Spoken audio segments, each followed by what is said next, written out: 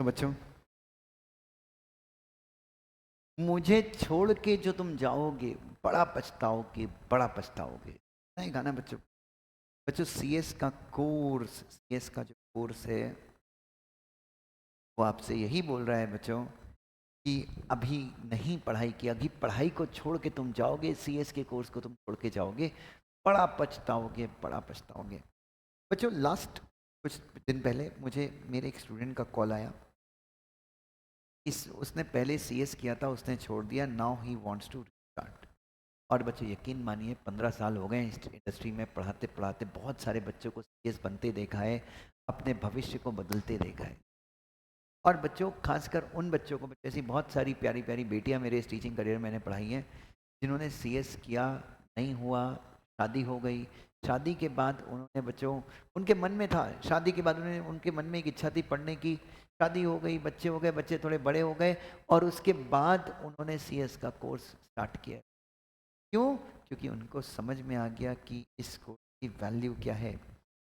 Work from home करके भी 8-8 10-10 लाख रुपए साल का एक फ्रेशर कंपनी सेक्रेटरी, 1-2 साल के एक्सपीरियंस वाला कंपनी सेक्रेटरी कमा सकता है।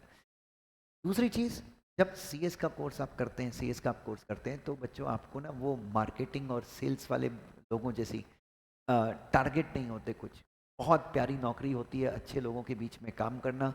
हमारा काम जो है किसी मार्केटिंग वाले को समझ में नहीं आता, टारगेट वाले को समझ में नहीं आता, सिर्फ कंप्लाइंस का काम है, बैक ऑफिस का काम है, कंपनी का बैकबोन है बच्चों। मार्केटिंग वाला मार्केट नहीं करेगा, प्रोडक्ट नहीं बिकेगा, लेकिन कंपनी सेक्रेटरी अगर काम करना बंद कर दे, अंडिंग बंडिंग शंडिंग कहाँ से होगी, कंपनी की फंडिंग, पैसे कहाँ से आएंगे बच्चों। कंपनी के जो फाउंडर्स हैं, डायरेक्टर्स हैं, वो आपसे रिक्वेस्ट करते हैं कि साहब कुछ तो करके बताइए that my company gets good amount of funding, compliance करके दीजिए, कॉर्पोरेट गवर्नेंस करवा के दीजिए। ठीक है, मुझे फॉरेन से फंडिंग चाहिए, फेमा के कंप्लाइंसेस करवा के दीजिए, फेमा के अंदर मुझे क्या क्या करना है अगर मुझे फॉरेन फंडिंग चाहिए। ठीक है, ट्रेडमार्क, कॉपीराइट, यहाँ पे भी हमारा काफ़ी अच्छा रोल है, रेरा के अंदर हम काफ़ी अच्छा रोल प्ले कर रहे हैं।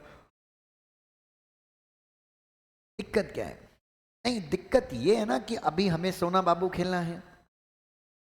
दिक्कत ये है कि अभी हमें कॉलेज के सामने बैठना है बच्चों, गाड़ी को मेन स्टैंड में लगा के उल्टा टंकी के ऊपर पीठ रख के हमें बैठना है और लड़कियों को टपना है। लड़कियां सोच रही हैं कि रील बना लो, इंस्टाग्राम में इन्फ्लुएंसर बन जाए। सब अभी करना है बच्चों, to do everything right now. भाड़ में गया भविष्य। बच्चों मेरे जैसे टीचर्स जो हैं वो ये मानते हैं कि अभी पढ़ ले बेटा, अभी मौका है, पढ़ ले बेटा, अभी मौका है, वापस नहीं आएगा।